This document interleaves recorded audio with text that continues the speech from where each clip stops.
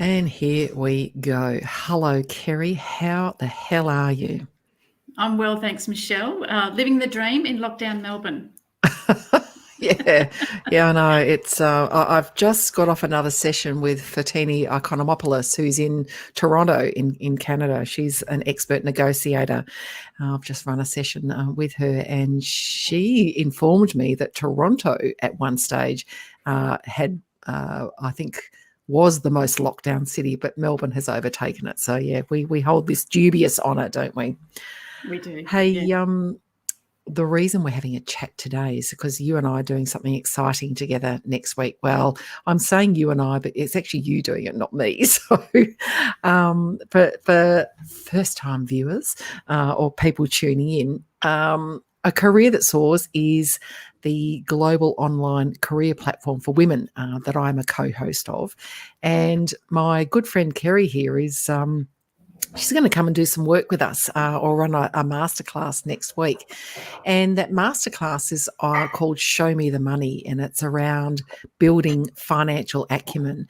And the reason that that's so important is because a lot of the work that we do with women in our platform, and of course the work that I do with women in all of my leadership programs, focuses on the missing 33% business, strategic and financial acumen. And I'm going to post a link to my fabulous friend and co-host's TED Talk, The Career Advice You Probably Didn't Get, by Susan Colantuno, to give you a bit more insight into what the missing 33% is. But part of that is helping women to really build their muscle around money, around financial acumen.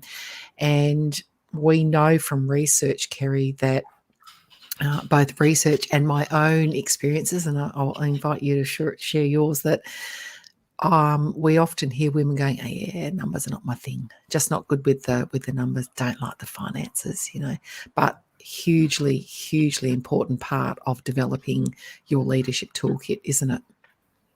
Absolutely. And I'm with you. I hear that a lot. People say, the numbers aren't my thing. I'm scared by the numbers. Finance is a mystery to me. So I've set about to unravel that mystery and to demystify all of those financial terms and the like for women.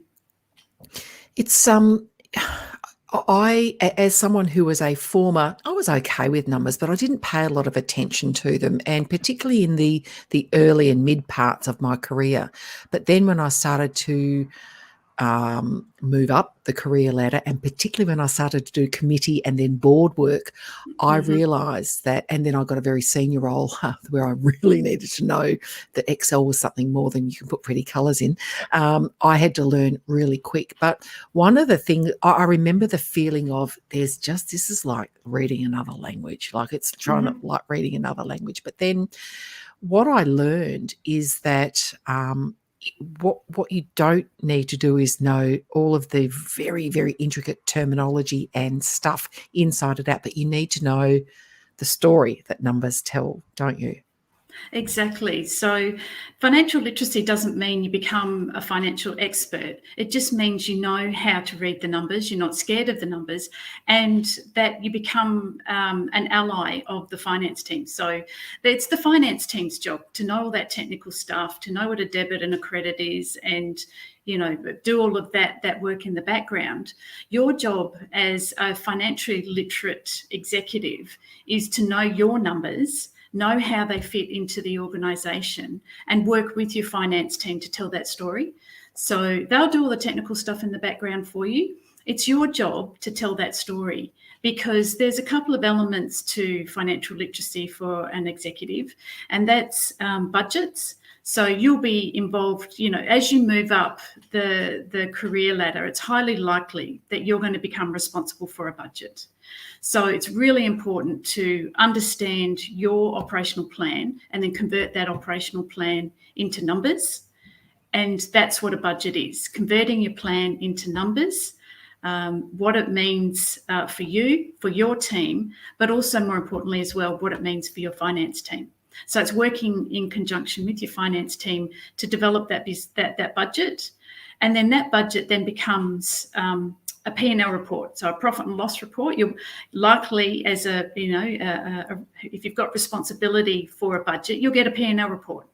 So then you need to be able to read that report and then feed information back into your finance team. So it's very simple. 1 + 1 = 2. It always has and it always will.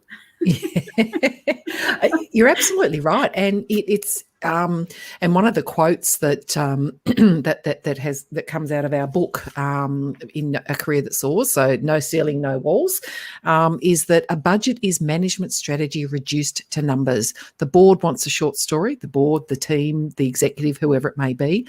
What's the story that the numbers tell? The story behind the number is more important than the numbers themselves.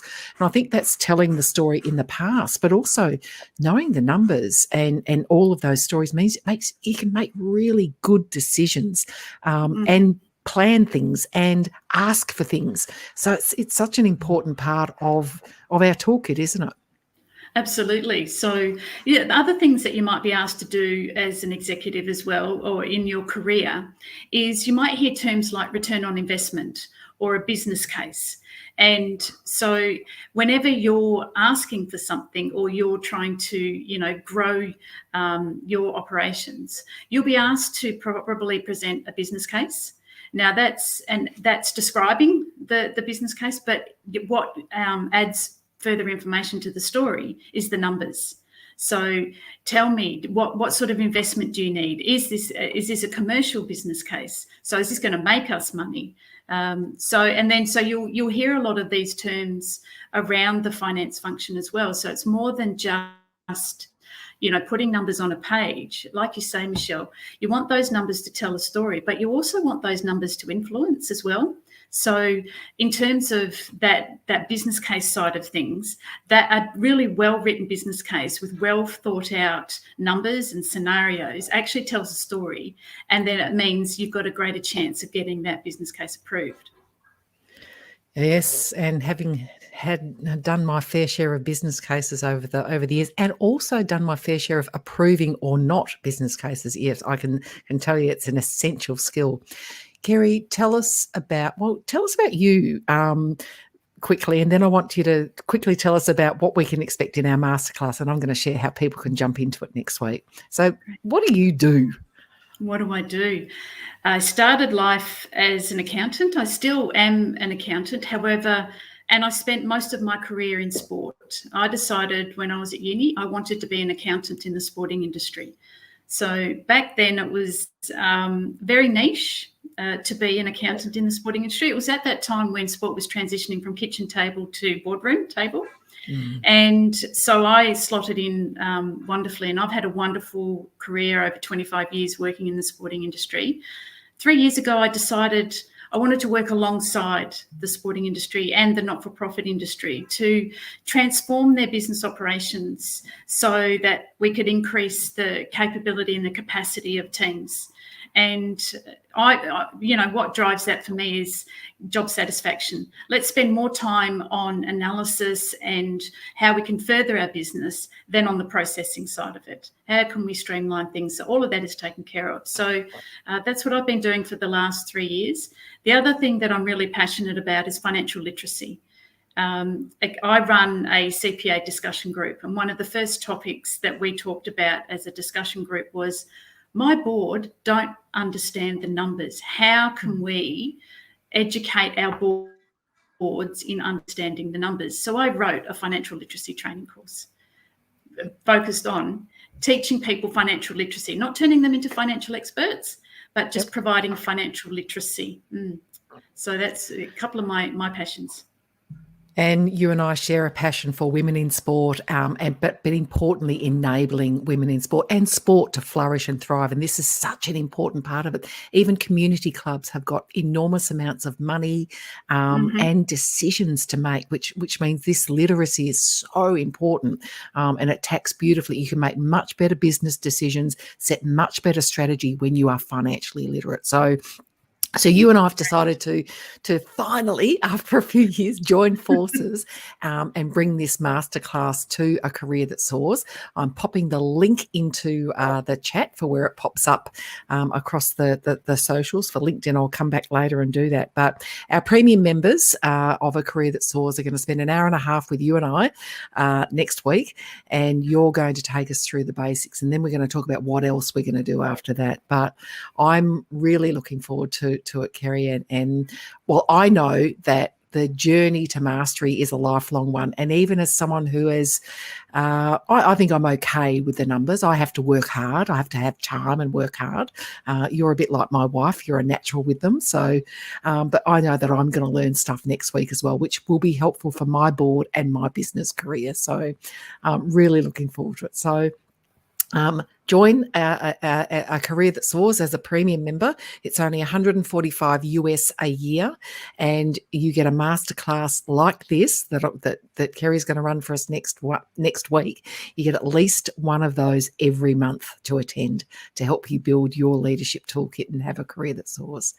Thanks for joining me today, Kerry, and you and I will be together just over a week's time. With our Show Me the Money Financial Literacy Masterclass. Thanks, Michelle. I look forward to joining you and everyone else next week. Cool.